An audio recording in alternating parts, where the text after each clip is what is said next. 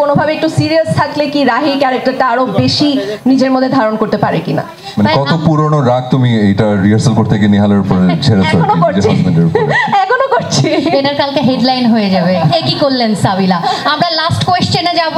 সেই সাথে বাসায়ও চেষ্টা করছিলাম একটু সিরিয়াস, এবং আমি ইউজুয়ালি খুব মানে হাসি খুশি থাকি, সো এটা অফ করে এর আগে কখনো এই ধরনের ক্যারেক্টার করিনি বা এই ধরনের কোনো প্রিভিয়াস আমার এক্সপিরিয়েন্সও নাই, সো কঠিন ছিল। তবে আমাদের যিনি, না ওকে দেখে মনে হয় না যে প্রিভিয়াস এক্সপেরিয়েন্স, উনি স্কুলে অনেক মারামারি টাইমারি করতেন নাকি? হ্যাঁ বাট সেটা তো বলা যাবে না, তাই না? হ্যাঁ ওটাই বুঝে গেছে, ওই এক্সপিরিয়েন্সে কাজে লাগিয়ে আসলে এখানে না। তবে আমাদেরকে বিশেষ হলে কোনো মজার ঘটনা নাই, পুরা সিরিজটাই খুবই সিরিয়াস এবং আমরা শুটও করছি খুবই সিরিয়াস ভাবে।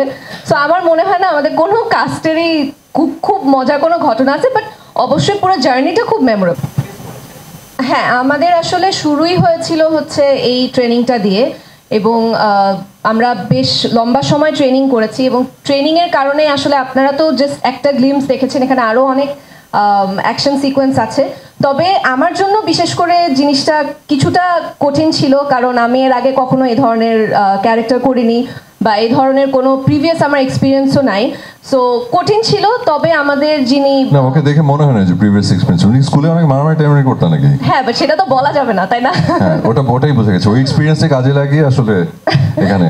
না তবে আমাদেরকে বিশেষ করে আমাদের দুজনকে এবং বর্ষণ ভাইয়া আমাদের সবাইকে আসলে বিশেষভাবে সহযোগিতা বা যিনি পুরো জিনিসটা কোরিওগ্রাফ করেছেন দীপক দা, ওনাকে একটা বিশেষভাবে থ্যাংক ইউ দিতে হয়, কারণ উনি একবারও আমাদেরকে মনে করতে দেননি যে আমরা জিনিসটাতে অতটা প্রফেশনাল না কিংবা নতুন করছি। সো এত স্মুথলি পুরো জার্নিটা ছিল যে আমরা আমাদের 100%টা ফাইট সিকোয়েন্সে দিতে পেরেছি, এবং সেই সাথে অপূর্ব ভাইয়া তো মানে অপূর্ব ভাইয়ার সাপোর্ট তো আমার জন্য বাই ডিফল্ট। আমি জানি যে অপূর্ব ভাইয়া যে প্রজেক্টে আছে সেই প্রজেক্ট আমার খুব একটা বেশি কিছু করতে হবে না, সামহা আমি মানে উতরায় যাব। না এটা একটা টিম ওয়ার্ক, তো মানে থাকে না যে একলা ভালো করে আসলে কোনো লাভ নেই, কারণ যখন বলবে যে গোলাম মামুন সিরিজটা সবাই খুব ভালো করেছে, এইটা আনন্দ আমরা সবাই ভাগ করে নিব। তো কেউ একজন ভালো করছে কেউ একজন ভালো করছে না সেটা না, ইটস আ টিম ওয়ার্ক, আমরা সবাই ভালো করেছি, এটা হচ্ছে সব থেকে বড় কথা। এবং সেটা দর্শকরা যখন সিরিজটা রিলিজ পাবে 13 জুন সেটা সবাই দেখতে পাবেন। আচ্ছা আমি যখন বাসায় যেতাম আমার যেহেতু লুকটা চেঞ্জ করা হয়েছিল, আমি আসলে কি বলবো, এটা শ্যুট করার আগে থেকেই আরো প্রায় আমি এবার ঈদে আসলে এই প্রজেক্টটা করার জন্য আসলে কোনো কাজ করিনি, তো শ্যুট করার আগে থেকেই আসলে মানে যতবারই আয়নার সামনে দাঁড়াতাম ততবারই আসলে মানে মনে হচ্ছে যে গোলাম মামুনই দাঁড়িয়ে আছে। সো আমার হাঁটা চলা সবকিছু, সো আয়নায় প্রতিনিয়ত আমি সে গোলাম মামুনকেই দেখতাম, এবং গোলাম মামুন শেষ করার পরে প্রথম যে কাজটা করেছি সেটা দাড়ি কেটে ফেলেছি যাতে একটু অপূর্বকে দেখতে পাই।